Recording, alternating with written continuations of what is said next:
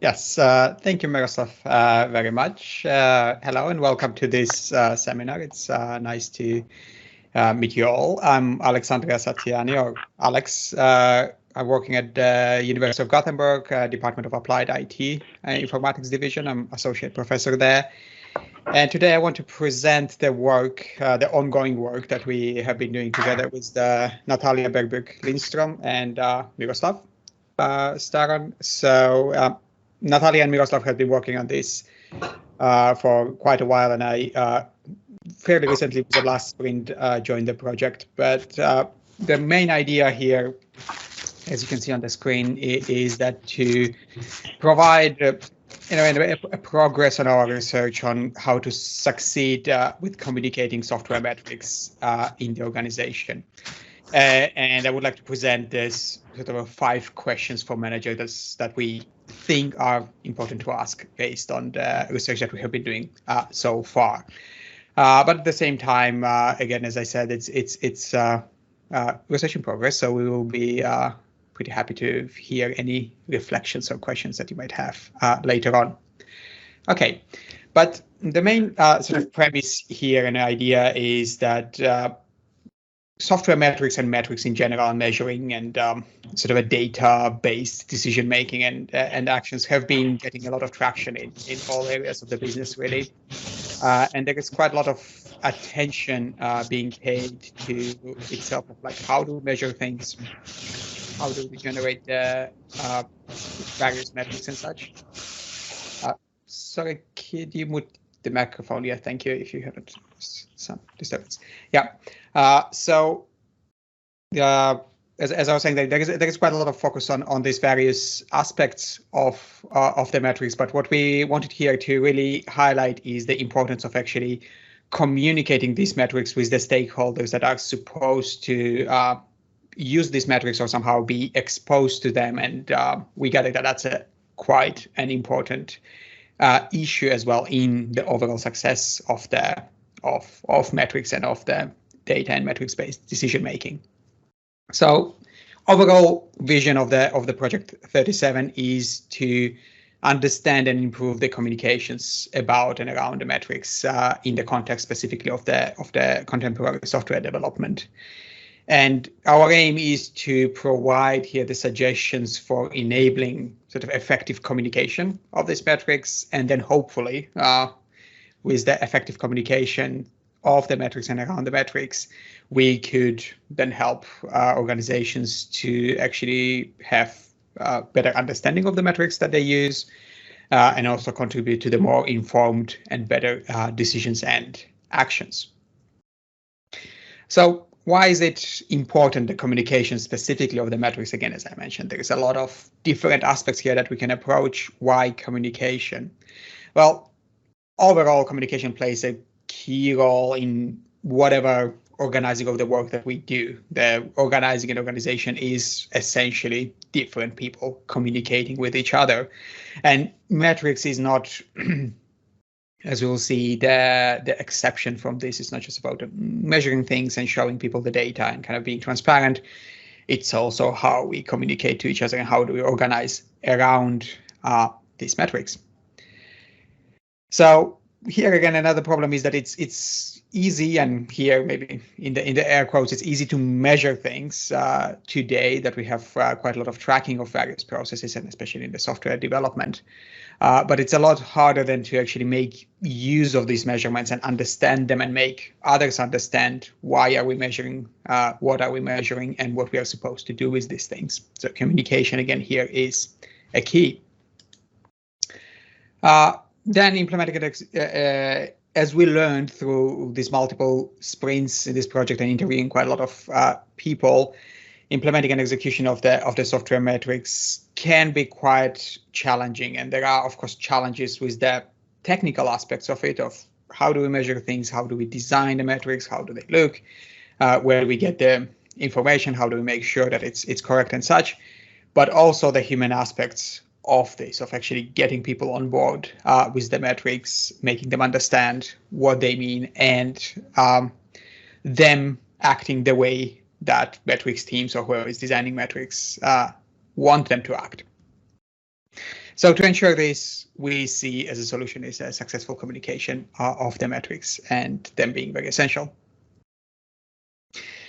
So here it's like as a sort of starting point or an assumption here is that for us, as we see that the communication is not sort of a gift giving, it's more of a barter, meaning that we like very often we all fall into this trap of saying that we did something cool. In this case, it could be metrics, and we want everybody to know about it. So, we might send a newsletter or have a seminar or have some sort of information sort of delivery mechanism there to let everybody know what a great thing that is.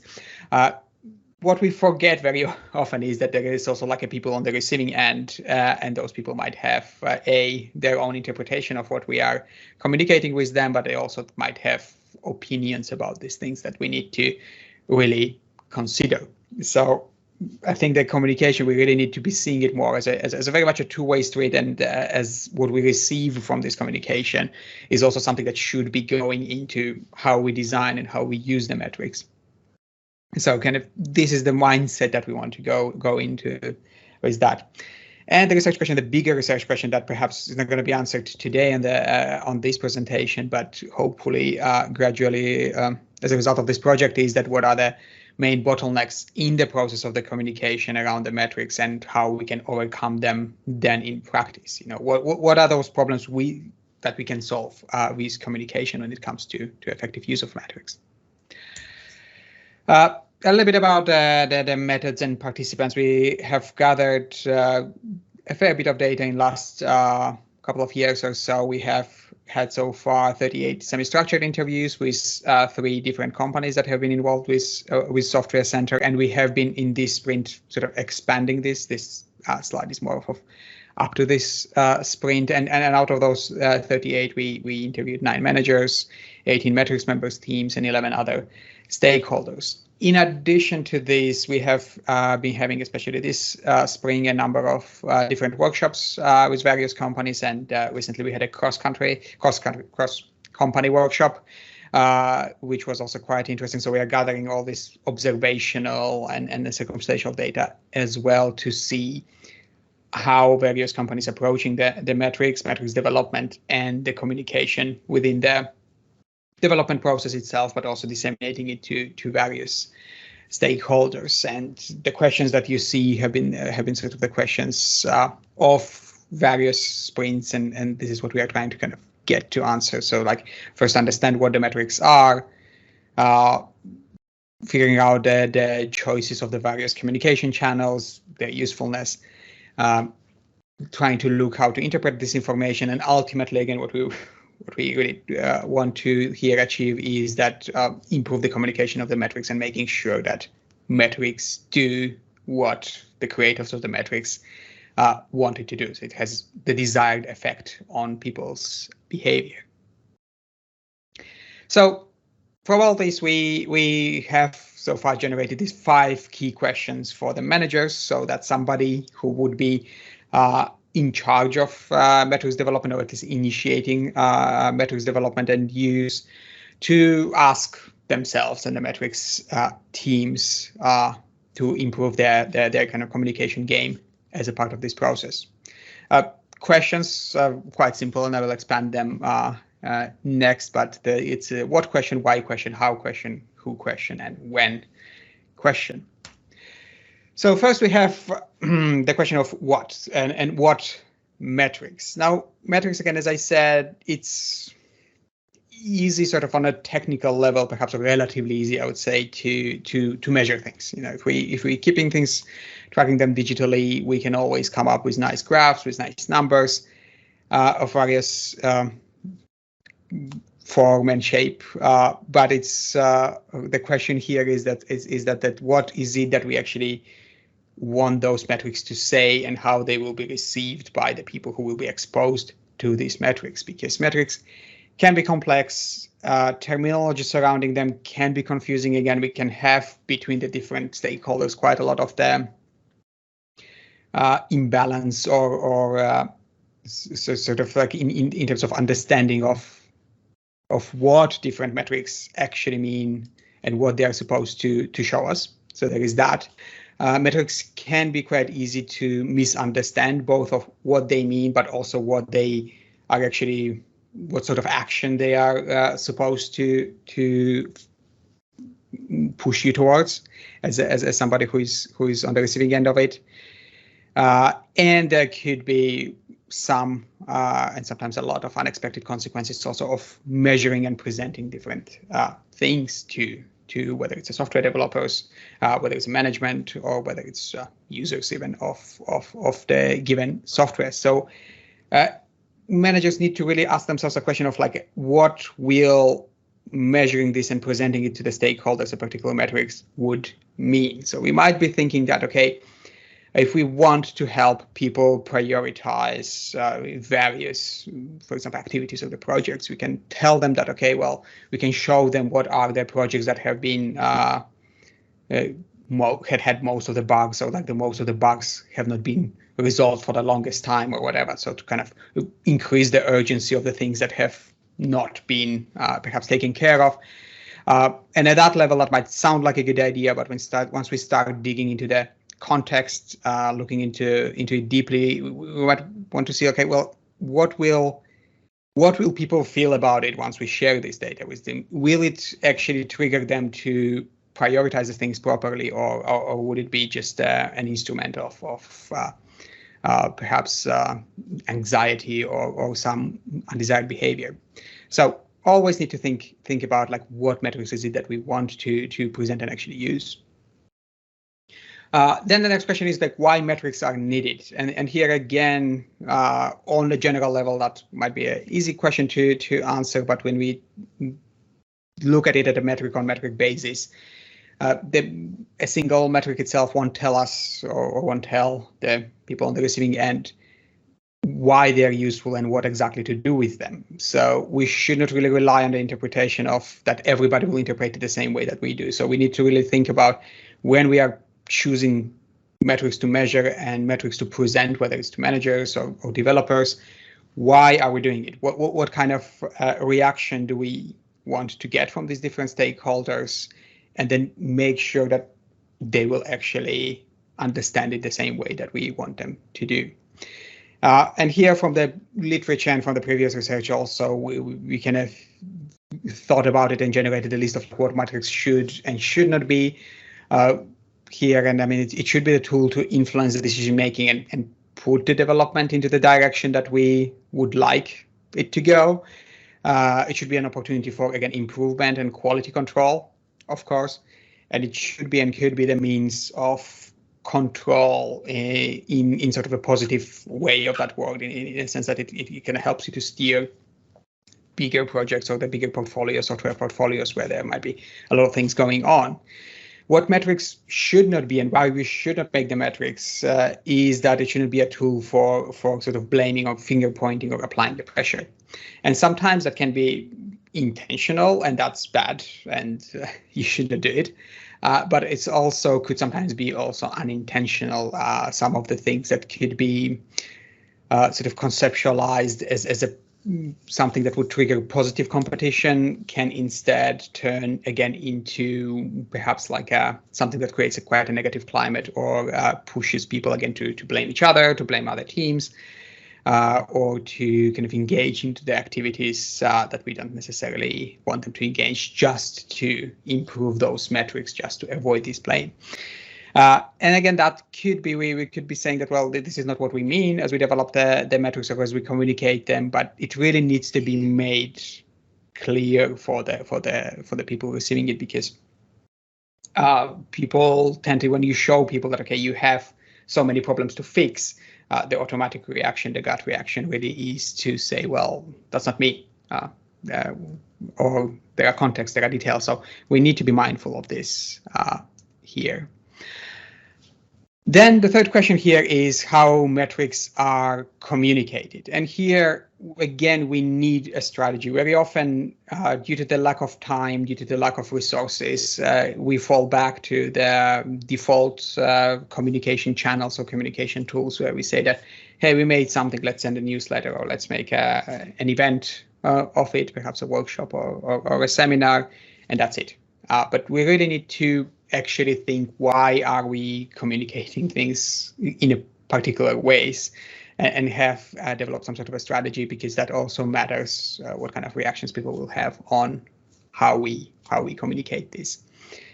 And that could be especially tricky the bigger the organization is and more spread out the organization is. So something that we have seen in the research, for example, is that when you have the companies that have distributed teams, that have remote teams, that are especially distributed along different countries and different cultures, the perception of the metrics can be quite different. So a particular metric, or showing somebody a particular metric in Sweden, might be perceived as something of like, oh, well, nice, helpful tool, nice to know, I might do something about it.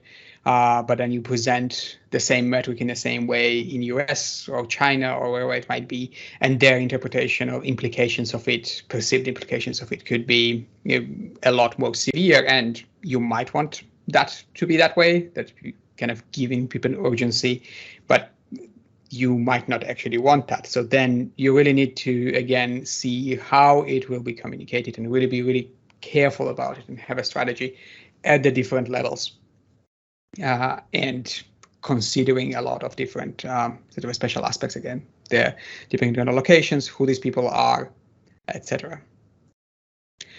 Then we have the question of who communicates metrics, and it's both where it's originating from and who is on the receiving end of the metrics. So, and again, here we need to make a conscious decisions of who is doing what. Sometimes, again, there could be a benefit of metrics being pushed by somebody very senior, just to give the metrics sort of an air of importance and mandate of this being used and needing to being used. But sometimes, again, it could be interpreted as more of my manager is coming with a measurement and spying tools, trying to control me, and, or find the reasons to fire me or whatever it is. So again, we might not be thinking about it in these ways, that okay, that's not what we want to do, but it can seem that way. So figuring out where does this need to come from, at what time is important, and what information will be contained there, but also we need to kind of customize the communication to each stakeholder, especially if we have lots of them, because presumably we want different people to react and to act on those metrics in a different way. So if we roll all of these purposes, all of these desired actions into a single communication mode and single communication channel, that might just be confusing for the people, because different people might not be sure that what is it that they specifically need to do. So here again, customizing this communication, customizing the information that each stakeholder receives and from whom each stakeholder receives this matters. Again, sometimes maybe top level, somebody with high power can be beneficial, somebody like this presenting the such metrics, but in other cases it might actually be local team leaders or sort of somebody who is perceived more as a peer be useful to introduce such things. And the last question here is when is the right time to present such metrics? Again, when we do something that's really nice, done something really cool, we want to show it to people as soon as possible, but there could be particular dangers, even if there could be some benefits of getting feedback and such, because presenting something too early might trigger unnecessary negative reactions. So if it is like, yes, you can say that, oh, here we developed a nice dashboard for the metrics or nice metrics tools, it's still, not a production version, and we want to hear your feedback and just have a discussion around it.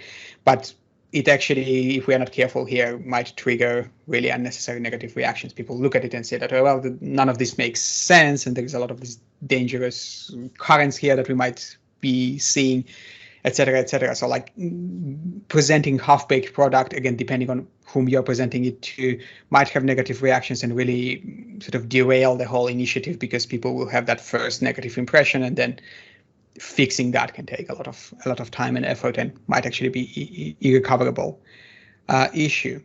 But also we shouldn't be too late with that, because again, we might need and want to receive the feedback from the relevant parties.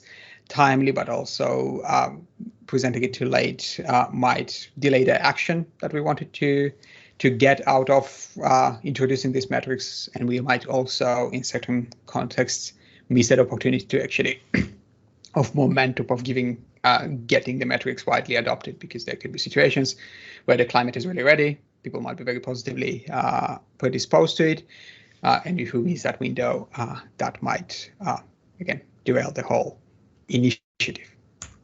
But those are the 5 questions and a brief sort of descriptions of them, and I would like to leave now some time for questions that you might have.